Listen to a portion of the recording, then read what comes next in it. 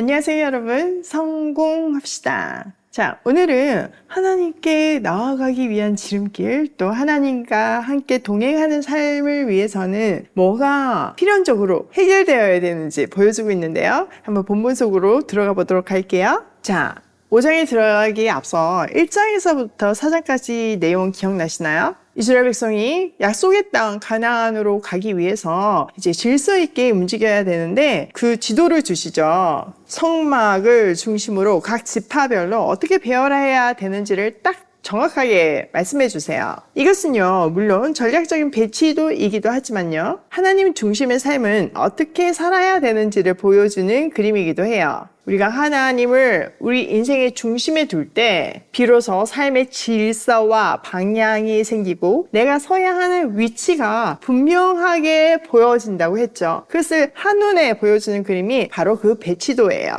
자, 이제 시작하는 5장과 6장은요, 진에서 성결을 유지하기 위해서 이스라엘 백성이 지켜야 할 지침이에요. 거룩하신 하나님과 더불어 살아가기 위해서는 그분의 자녀답게 구별된 삶을 살아야 하니까요. 구체적으로 한번 살펴볼게요. 1절, 주님께서 모세에게 말씀하셨다. 너는 이스라엘 자손에게 악성 피부병 환자와 고름을 흘리는 사람과 죽음에 다 부종을 탄 사람은 모두 진에서 내보내야 한다고 지시하여라. 남자나 여자나 가릴 것 없이 똑같이 진 바깥으로 내보내어 내가 머물고 있는 진을 더럽히지 않도록 하여라. 이스라엘 자손은 그 말씀대로 그런 사람을 진 바깥으로 내보냈다. 이스라엘 자손은 주님께서 모세에게 말씀하신 대로 하였다. 자, 이스라엘 공동체에서 부정한 사람들을 진 바깥으로 내보내라고 아주 명확하게 규정하고 있어요. 대표적인 게 한센병, 유출병, 시체의 담으로 인한 부정함이었어요. 이런 부정함이 진 전체에 영향을 미치지 않도록 진 바깥으로 격리시키라는 하나님의 규정인 거죠.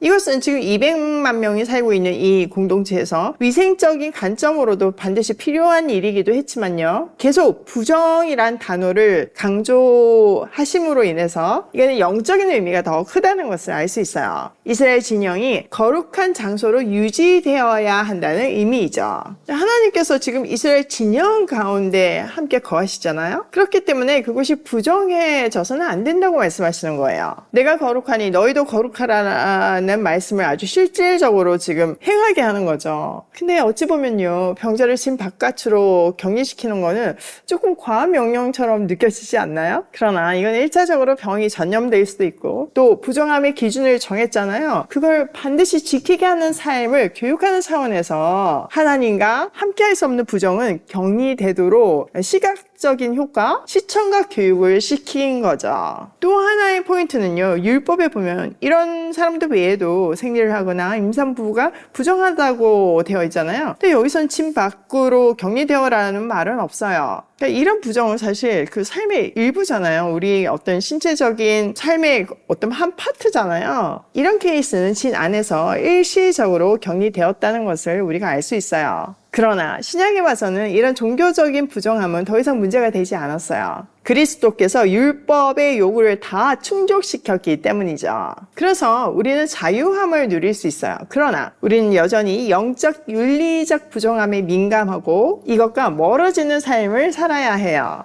자, 5절, 주님께서 모세에게 말씀하셨다. 너는 이스라엘 자손에게 일러라. 남자나 여자를 가릴 것 없이 남에게 어떤 잘못이든지 저질러서 그 일로 주를 배신하였을 때 그런 사람은 자기의 잘못을 깨닫는 대로 자기가 저지른 잘못을 고백하고 피해자에게 본래의 값에다가 5분의 1을 더 얹어서 갚아야 한다. 그 피해자에게 대신 보상을 받을 근친이 없으면 그 배상액은 죄를 속량하려고 바치는 속죄 양과 함께 주님께로 돌아가 제사장의 몫이 된다. 또한 이스라엘 자손이 바치는 거룩한 제물 가운데서 흔들어 바치는 것도 모두 제사장의 몫이 된다. 각자가 가지고 온 거룩한 제물은 가져온 그 사람의 것이다. 그러나 그가 일단 그것을 어떤 제사장에게 주었으면 그것은 제사장의 것이다. 자, 이스라엘 백성이 서로 범죄할 수 있잖아요. 그때 이제 죄를 고백하고 보상하는 절차에 대한 설명이에요. 이거는 특별히 영적인 부분에 대한 내용인데요. 두 가지를 강조하고 있는데요. 첫 번째는 남에게 어떤 잘못을 저질러서, 두 번째 그 일로 주를 배신하였을 때 이야기예요.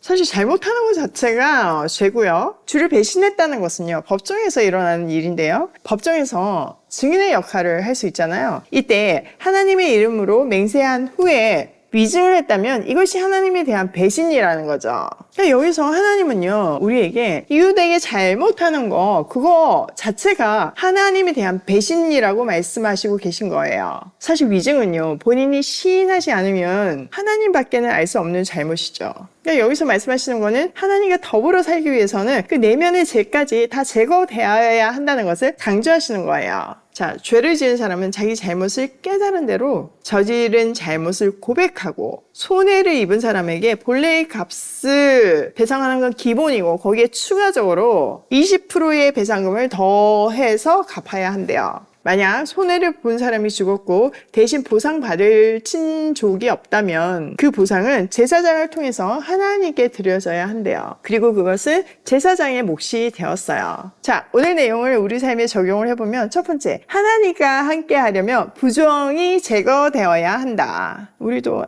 아이가 잘못하면 막 엄마 피하잖아요. 그런 것 같이 우리한테 죄가 있으면 하나님하고 멀어질 수밖에 없어요. 아담과 하와가 따먹지 말라는 선악과를 따먹었을 때 제일 먼저 했던 거가 하나님 피해서 숨었던 거예요. 그렇기 때문에 하나님과 함께 하려면 그 죄가 제거되어야 하는 거죠. 그럴 때 우리의 삶이 전능하신 하나님의 계획 안에서 멋지게 펼쳐지는 거예요. 두 번째, 이웃에게 잘못한 것은 하나님을 배신하는 일이다. 엄청난 얘기지 않나요? 우리가 뭐 하나님을 배신하고 싶은 마음은 없잖아요. 근데 이익에 따라서 이웃은 배신할 수 있죠. 근데 그게 곧 하나님께 배신한다는 거 꼭 기억하시고 죄에서 멀어지는, 또 이웃에게 정말 사랑을 베푸는 우리가 되면 좋겠어요. 세 번째, 죄는 하나님과 멀어지게 만든다. 이거 아무리 강조해도 부족하지 않죠. 죄를 고백하고 그 죄에 대해서 책임을 다해서 하나님과 늘 관계를 회복하는 그 찐 관계 속에 있는 우리가 되기로 해요. 오늘도 죄가 하나님과 나 사이를 갈라놓지 않기를 결단하며 생각나는 죄들을 회개하며 고고싱해요.